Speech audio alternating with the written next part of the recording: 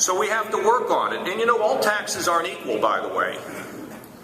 Some taxes are not cutting some taxes doesn't necessarily create economic growth. So we got to be careful. We want to have the lowest possible taxes to run our state as effectively as we can.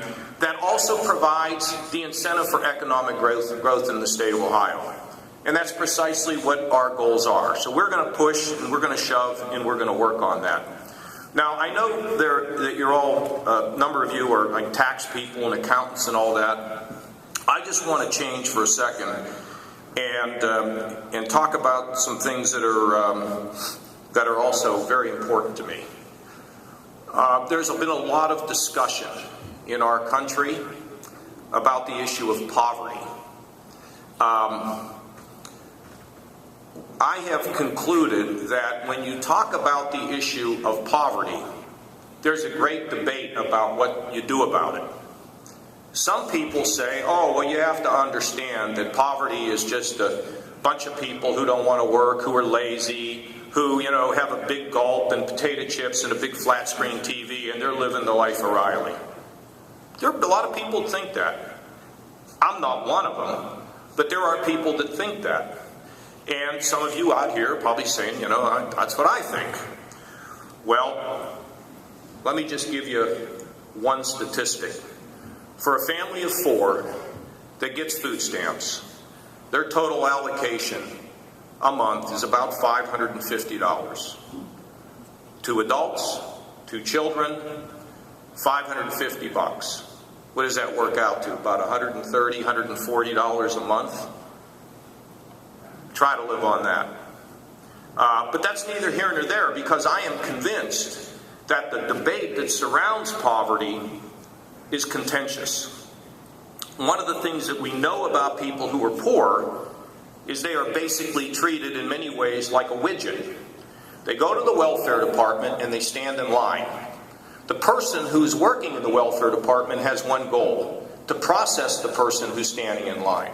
Okay, so you come here this month, I check you out, and Social Security and all these other things, and you know, your name and a photo ID or whatever it is, and then I press a button and I get you what you want.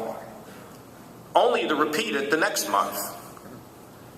And then on top of it, if I'm there for a particular benefit, then, okay, I get that benefit taken care of, then I got to go step at the next window where I got to wait in line to get the next benefit, and that happens tomorrow. There are siloed benefits where people don't coordinate, and then on top of it, very rarely does anybody who is in that situation ever get asked the question, what's your problem? How do we fix it? What do we do about it? Oh, you mean you have kids and you're not sure about daycare because you can't leave your little kids at home alone. Oh, you mean you're not on the bus line, and so you don't have any transportation. Oh, okay, I get that. Or you have never even graduated from high school.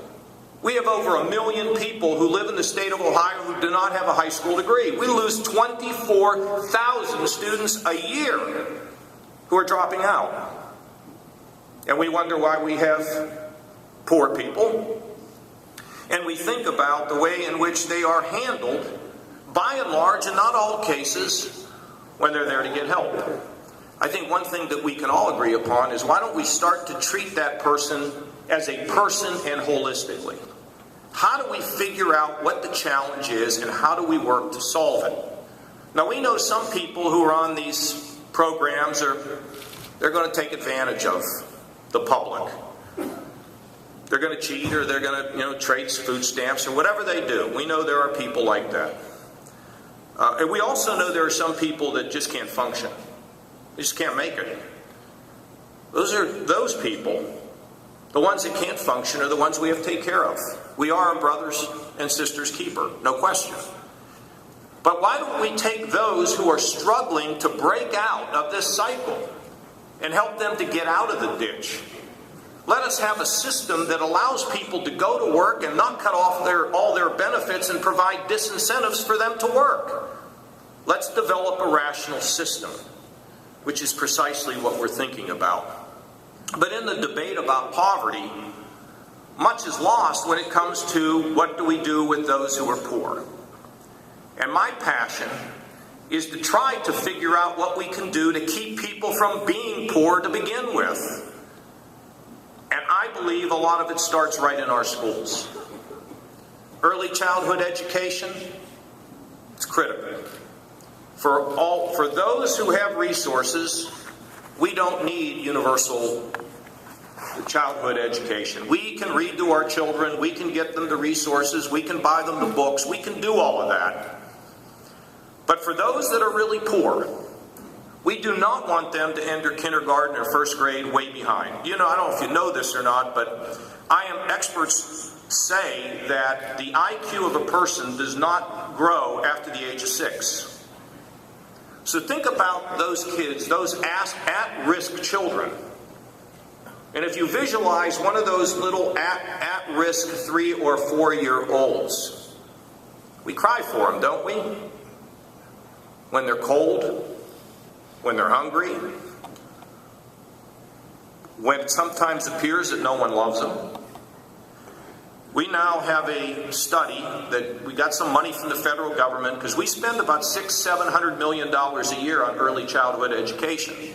It's not like we don't spend money. I mean, you know, $750 million. But we need to make sure these programs work and that they're effective. And perhaps we'll spend more, but we won't spend more until we know and can assess, do we need more money in it or do we need to adjust the program? Because a lot of people that work in my administration say, we don't need more money, we need greater efficiency. In our Medicaid program, we did not cut off one single person from being eligible for Medicaid, nor did we cut one benefit, and we slowed the growth rate in Medicaid from 9% to 3% because we ran the program better. Got to remember, government doesn't work all that well, that efficiently, for the simple reason that we're spending your money. Isn't it easy to spend somebody else's money? I was down at Ohio University. I said, you know, when mom and dad send you the money, you not only get pepperoni on your pizza, you get mushroom as well. It's just the way it works. Our job is to manage it. Big corporations are not much different. They waste money, not innovative. Our goal is to do that. But let's go back to education. 24,000 students dropping out every year means that somehow we're not connecting. What do you think happens to those 24,000 that don't have a high school degree? Some of you will meet them. It won't be in a good circumstance. 1 million people without a degree. So we are now beginning in the first grade to introduce the idea of occupations. I mean, you say, well, how can you tell a first grader about occupation? Well, if you ask a first grader too much of the time today, they'll tell you, well, I want to be a professional soccer player, or I want to play in the NFL, right? I mean, you know, you got, for those that have kids or those that have nieces and nephews, that's what I want to be. I used to tell them it was a bad idea. Now I tell them, okay, once your career is over, what do you want to do? And we're beginning to tell them about what it means to be a farmer, what it means to be a teacher, what it means to be a doctor. We're introducing occupations. And we want to grow these occupations to the point where they become more sophisticated. And we believe that we must introduce vocational education, and we are beginning to introduce vocational education in a much lower grade. Because for some reason, we drove the skills-based education out of this state.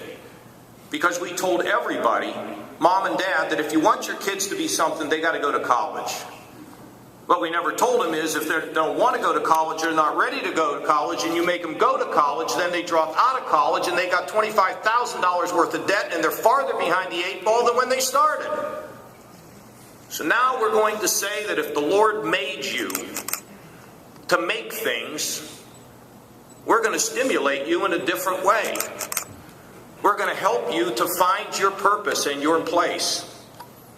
And we are going to develop a system that will let schools be able to be much more creative in the way in which we create curriculum for our students.